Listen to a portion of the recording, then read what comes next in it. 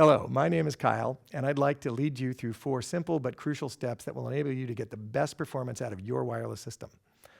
First, let's start with what a wireless system is. It's essentially a radio transmitter and receiver. So it has two crucial parts. The first part is the transmitter, in this case a handheld transmitter. You're probably familiar with that. Another version of a transmitter would be this. This is a body pack transmitter, which we attach to our body, and it can have any number of various things plugged into it. In this case, it's a lavalier microphone attached to my shirt. You could also put an instrument cable on if you wanted to send a wireless transmission of a guitar, for instance. I also have a headset on attached to another body pack transmitter on my back. So that's the transmitter part. This is the receiver. The receiver is much like the radio in your car. It listens to a signal that's sent to it, and it enables you to listen to what that signal is. So this receiver takes the radio signal we send from the transmitter, and it demodulates it and puts it in an electronic signal form, and we send it into whatever device we want to plug into. Most likely it'll be a mixing console, maybe a guitar amplifier, or in the case of right now, it's a wireless receiver that's attached to the camera that's filming this. So now that we know what we're using, actually I'll tell you real quickly, just for the record, this is a Sennheiser Evolution Wireless 300 Series G2 system. Okay, so what are those 4 steps we were talking about? Well, steps 1 and 2 are going to be concerned with the actual radio transmission, or the RF transmission as we'll call it from now on. The RF link between the transmitter and the receiver. And then steps 3 and 4 will have to do with the audio and getting high quality audio out of these components. So let's start with step 1. The first thing you can do is make sure that you have good antenna placement. Now I'm going to turn this receiver around so you can see the back of it. You should be able to see these 2 antennas here. This is a true diversity system, which means it has 2 antennas going into 2 electronic receiving circuits with a switcher in between, and it switches so fast we can't hear it. But it's basically for redundancy. If one of the antennas isn't getting a good signal, we're going to hope that the other one is, and that's the idea there. So what you want to do with your 2 antennas is you want to place them at 90 degrees to each other and 45 degrees to the ground. That's going to give you the best overall performance you can get out of these 2 antennas. Okay, now that we've placed the antennas correctly on the back of the receiver, we have to make sure that the receiving antennas are within line of sight of the transmitting antenna. This is very important. Radio transmission likes open air, just like we do with light. Now, it will go through some things, but it performs best in the open air. So how do we do that? Well, that's difficult to do in today's world. We've got our body pack down on our body somewhere, hidden, and we can't see the antenna. Can't help you much with that other than to try and keep that outside of clothes and make sure this antenna is free and not being bent over. But on the receiving end, we can do that by placing the receiver in an area that is going to get the best line of sight to the transmitter. For instance, at the front of house mixing position, we want to get the receiver up high so the antennas can see the performer. Okay, that's not always possible either, and there's a way to remote antennas, but those require special antennas. Do not take these antennas off the back of this receiver and use a cable. These antennas are, in order to work correctly, they have to actually be attached to this chassis. So that's step number 1, is antenna placement, and this has to do again with the transmission of our system. The second step we're going to do on that is we have to find an open frequency. So most, or all good wireless, I should say right now, has the ability to look at lots of different frequencies or utilize lots of different frequencies. This particular unit has over 1,400 frequencies, and we have a scanning ability to go in there and scan selected ones of those frequencies to find an open one. So what I'm going to do is I'm going to take my receiver and I'm going to scan for open frequencies. I'm going to give you a tip. Before you use the scanner in your receiver, make sure your transmitter is off so that it doesn't take up one of the possible frequencies you can use.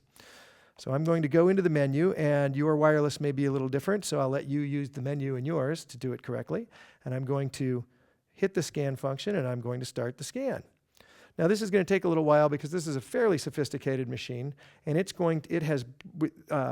taken those 1,400 frequencies and broken them down into 9 banks of 8 frequencies each. Now that doesn't equal 1,400, but you can manipulate some of those frequencies to access any of those 1,400 you want.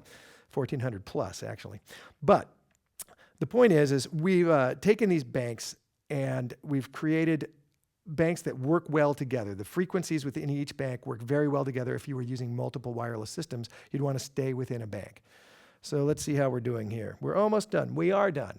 So the screen is going to show that we have 9 banks with 8 free channels in each bank. Well, that's rather fortuitous, isn't it? Since it's because we're in a really good building. To make life easy, I'm just going to pick bank 1 and channel 1 and use that as my channel.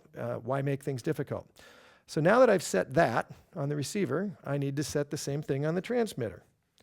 I'm going to go into this transmitter. I'm going to turn it on. Remember, we want the transmitter off when we're scanning. And it just so happens that this transmitter is set to bank 1, channel 1. If it were set to something else, I could go into the menu and reset bank 1, channel 1, and then I would have a nice wireless link up. So those were the 2 steps to get a solid link, which we have now. We get the antennas placed correctly, and we find an open frequency, and we use it. And then once we've done that, we now move on to the audio portion. Okay, let's put that down. So we're going to talk about audio. The first thing we have is we have a source of audio. In this case, the source is my voice. Now, my voice may be quieter than some and louder than others. And I have to match the person's voice or the guitar signal or whatever it is we're transmitting, and I have to match it to the out or the input level of this transmitter. So once again, I'm going to go into this transmitter, and I am going to find what is called sensitivity in this particular unit, and I'm going to adjust the sensitivity. I'd like to make a note that we're going to switch from my headphone mic here, or my headset mic, to this lavalier mic, which is attached to this. So your audio is going to change to this microphone. Now, this particular unit has 4 sensitivity settings. I have it set on the second highest setting because that's appropriate for my voice. But let's listen to what happens when I turn it down. I'm going to go down 10 dB. I should have gotten quite a bit quieter right there. Now I'm going to go down 20 dB. Now, I'm probably going to have to yell for you to hear me at all. Probably not very good setting for my voice. So I'm going to bring it back up. There's 10 dB. Now I'm going to set it at 0. Excuse me, that was -10, -20, and -30. But I'm going to set it at 0 dB, and that should be pretty hot. That might be a little too hot, so we're going to go back to my original setting, and we're going to leave it there. So we've just done step number 3. We've set the sensitivity of the transmitter microphone appropriately for the source material, which in this case is my voice. Okay, that was step number 3. What's step number 4?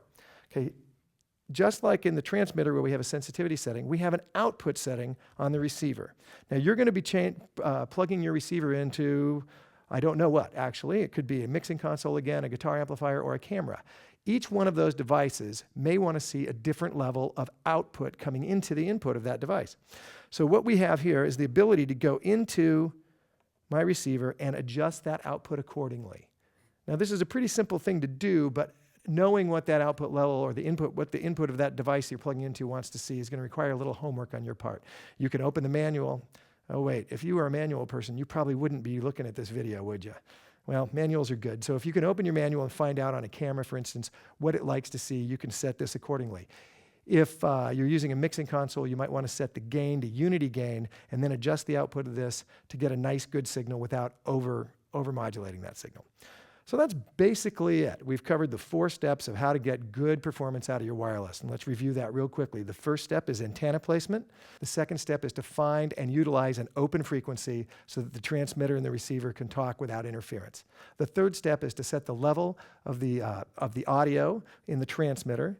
And then the fourth step is to set the level of the output of your receiver into the device you're plugging into. Pretty simple. I hope that works for you, and we'll see you next time.